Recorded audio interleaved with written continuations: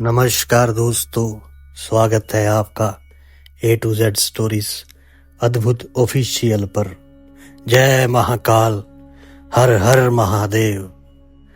ब्रह्मा जी कहते हैं, हे नारद, जब दक्ष के उस महान यज्ञ में घोर उत्पात मचा हुआ था, सभी डर के कारण भयभीत हो रहे थे, तो उस समय वहां पर एक आकाशवाणी हुई। ये उस समय की बात है जब देवी सती ने अग्नि में स्वयं को भस्म कर लिया था। तो उस समय आकाशवाणी हुई कि हे मूर्ख दक्ष, तूने ये बहुत बड़ा अनर्थ कर दिया है। तूने शिव भक्त दधीची के कथन को प्रामाणिक नहीं माना, जो तेरे लिए परम मंगलकारी और आनंददायक था। तूने उनका भी अपमान किया है और वे तुझे शाप देकर तेरी यज्ञशाला से चले गए। तब भी तू कुछ भी नहीं समझा। तूने अपने घर में स्वयं आई साक्षात मंगल स्वरूपा अपनी पुत्री सती का अपमान किया। तूने सती और शंकर का पूजन भी नहीं किया। अपने को ब्रह्मा जी का पुत्र समझकर तुझे बहुत घमंड हो गया था। तूने उस सती देवी का अपमान किया जो सत्पुरुषों की भी आराध्या है। वे समस्त पुण्यों का फल देती है। वे तीनों लोकों की माता, कल्याण स्वरूपा और भगवान शंकर की अर्धांगिनी है। सती देवी प्रसन्न होने पर सुख और सौभाग्य प्रदान करती है। वे परम मंगलकारी है। देवी सती की पूजा करने से समस्त भयों से छुटकारा मिलता है और मनोवांछित फलों की प्राप्ति होती है। देवी सभी उपद्रवों को नष्ट कर देती है। वे ही पराशक्ति है तथा कीर्ति, संपत्ति, भोग और मोक्ष प्रदान करने वाली है। वे ही जन्मदात्री है, अर्थात जन्म देने वाली माता है। वे ही इस जगत की रक्षा करने वाली आदि शक्ति है और वे ही प्रलय काल में जगत का संहार करने वाली है। सती ही भगवान विष्णु सहित ब्रह्मा, इंद्र, चंद्र, अग्नि, सूर्यदेव आदि सभी देवताओं की जननी है। वे साक्षात जगदम्बा है। वे ही दुष्टों का नाश करने वाली है और भक्तों की रक्षा करने वाली है।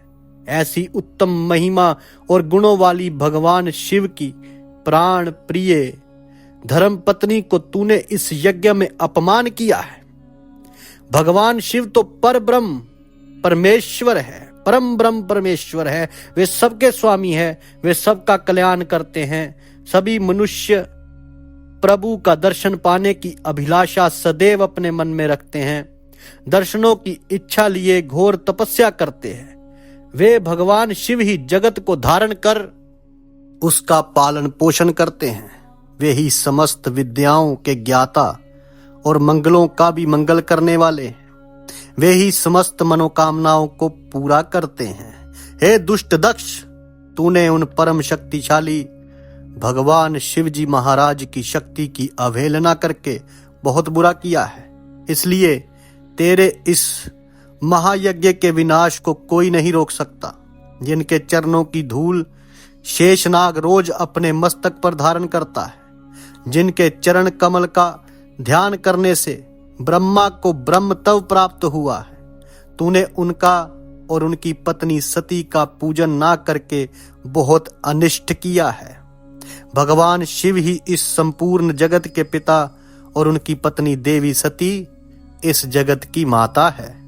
तूने उन माता पिता का सत्कार ना कर उनका घोर अपमान किया है। अब तेरा कल्याण कैसे हो सकता है? तूने स्वयं दुर्भाग्य से अपना नाता जोड़ लिया है। तूने देवी सती और भगवान शिव जी महाराज की भक्ति भाव से आराधना नहीं की। तेरी ये सोच ही कि कल्याणकारी शिव का पूजन किए बिना भी मैं कल्याण का भागी हो सकता हूं, यह तुझे ले डूबी है। तेरा सारा घमंड नष्ट हो जाएगा। यहां बैठा कोई भी देवता शिवजी महाराज के विरुद्ध होकर तेरी सहायता नहीं कर पाएगा। यदि करना भी चाहेगा तो स्वयं भी नष्ट हो जाएगा। अब तेरा अमंगल निश्चित है। सभी देवता और मुनिगण यज्ञ मंडप को छोड़कर तुरंत यहां से अपने अपने धाम को चले जाएं, अन्यथा सबका नाश हो जाएगा। इस प्रकार यज्ञशाला में उपस्थित सभी लोगों को चेतावनी देकर वे आकाशवाणी जो थी वो मौन हो गई। अब उस आकाशवाणी को सुनकर सभी देवता और मुनि आश्चर्य से इधर उधर देखने लगे। उनके मुंह से एक भी शब्द नहीं निकला।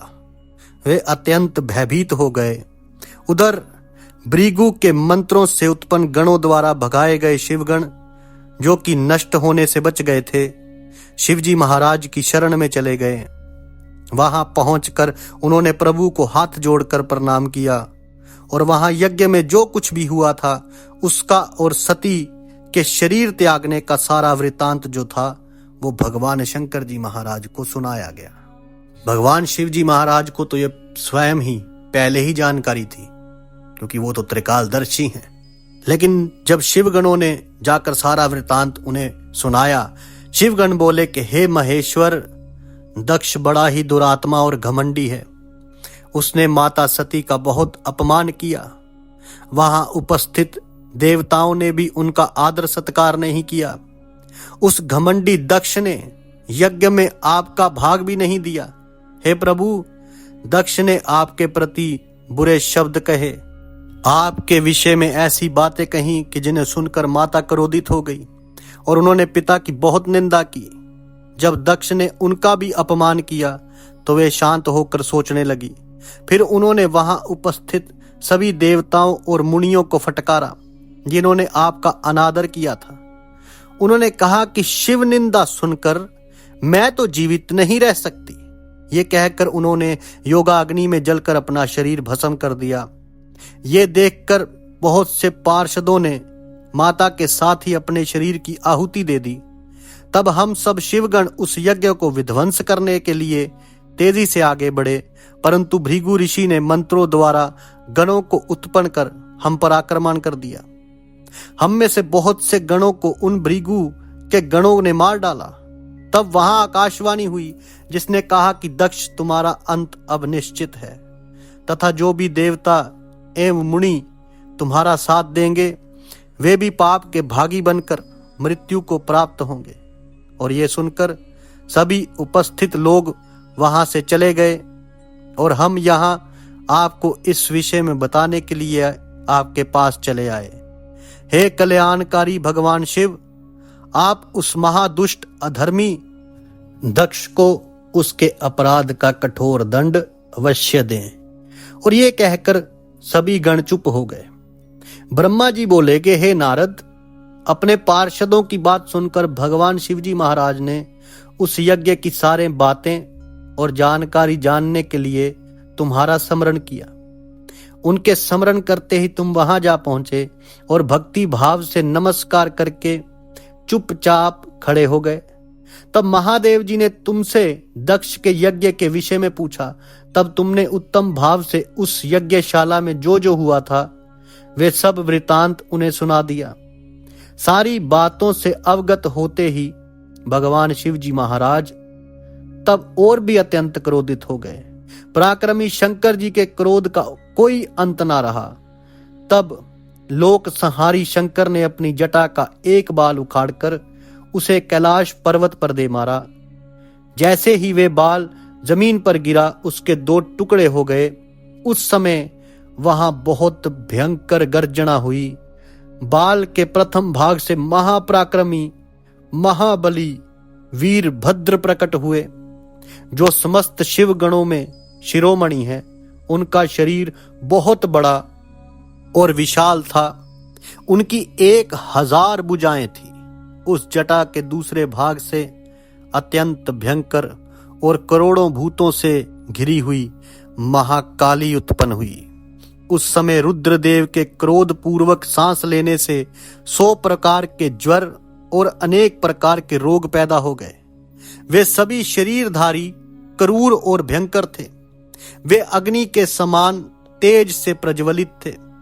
तब वीरभद्र और महाकाली ने दोनों हाथ जोड़कर भगवान शिवजी महाराज को प्रणाम किया।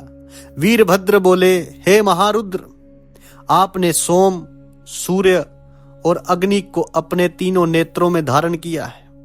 हे प्रभु, कृपया कर मुझे आज्ञा दीजिए कि मुझे क्या कार्य करना है। क्या मुझे पृथ्वी के सभी समुद्रों को एक क्षण में सुखाना है, या संपूर्ण पर्वतों को पीसकर पल भर में ही मसल कर चूर्ण बनाना है? हे प्रभु, मैं इस ब्रह्मांड को भस्म कर दूं या मुनियों को जला दूं? भगवान, आपका आदेश पाकर मैं समस्त लोकों में उलट पुलट कर सकता हूं। आपके इशारा करने से ही मैं जगत के समस्त प्राणियों का विनाश कर सकता हूं। आपकी आज्ञा पाकर महादेव, मैं इस संसार में सभी कार्यों को कर सकता हूं। हे प्रभु, मेरे समान पराक्रमी ना तो कोई हुआ है और ना ही होगा। भगवान, आपकी आज्ञा से हर कार्य सिद्ध हो सकता है। मुझे ये सभी शक्तियां आपकी ही कृपा से प्राप्त हुई हैं। बिना आपकी आज्ञा के एक तिनका भी नहीं हिल सकता है। हे करुणा निधान, मैं आपके चरणों में प्रणाम करता हूं। आप अपने कार्य की सिद्धि की जिम्मेदारी मुझे सौंपिए। मैं उसे पूर्ण करने का पूरा प्रयास करूंगा। हे प्रभु, आपके चरणों का मैं हर समय चिंतन करता रहता हूं। आपकी भक्ति परम उत्तम है। आप बिना कहे ही अपने भक्तों की समस्त इच्छाओं को पूरा करके उन्हें मनोवांछित और अभीष्ट फल प्रदान करते हैं। आप भक्त वत्सल हैं। भगवान, मुझे कार्य करने का आदेश दें तथा साथ ही उस कार्य की सफलता का भी आशीर्वाद दें। ब्रह्मा जी बोले, हे मुनि श्रेष्ठ, वीरभद्र के ये वचन सुनकर शिवजी महाराज को बहुत संतोष हुआ तथा उन्होंने वीरभद्र को अपना आशीर्वाद प्रदान किया। भगवान शिव बोले, पार्षदों में श्रेष्ठ वीरभद्र, तुम्हारी जय हो। ब्रह्मा जी का पुत्र दक्ष बड़ा ही दुष्ट है। उसे अपने पर बहुत घमंड है। इस समय वे एक बहुत बड़ा यज्ञ कर रहा है। उसने उस यज्ञ में मेरा बहुत अपमान किया है। मेरी पत्नी ने मेरा अपमान होता हुआ देखकर उसी यज्ञ की अग्नि में अपने शरीर को भस्म कर दिया है। अब तुम सपरिवार उस यज्ञ में जाओ। वहां यज्ञशाला में जाकर तुम उस यज्ञ को विनिष्ट कर दो। यदि देवता, गंधर्व अथवा कोई अन्य तुम्हारा सामना करे और तुम्हें ललकारे तो तुम उसे वहीं भस्म कर देना। दधीची की दी हुई चेतावनी के बाद भी जो देवतागण वहां यज्ञ में मौजूद हैं, तुम उन्हें भी भस्म कर देना, क्योंकि वे सभी मुझसे बैर रखते हैं। तुम उन सभी को बंधु बांधवों सहित जलाकर भस्म कर देना। वहां कलशों में भरे हुए जल को पी लेना। इस प्रकार वैदिक मर्यादा के पालक भक्तवत्सल करुणा निधान शिवजी महाराज ने क्रोधित होकर वीरभद्र को यज्ञ का विनाश करने का आदेश दे दिया। अब आगे जो होता है वो आपसे साझा करेंगे अगली वीडियो में। जय महाकाल, हर हर महादेव। साधु संत फकीर गुरु रहबरों की सदा ही जय जयकार। जल्दी मिलते हैं एक और वीडियो के साथ। तब तक के लिए आप सबका धन्यवाद। आप सबके भीतर बसे उस परमात्मा को मेरा प्रणाम।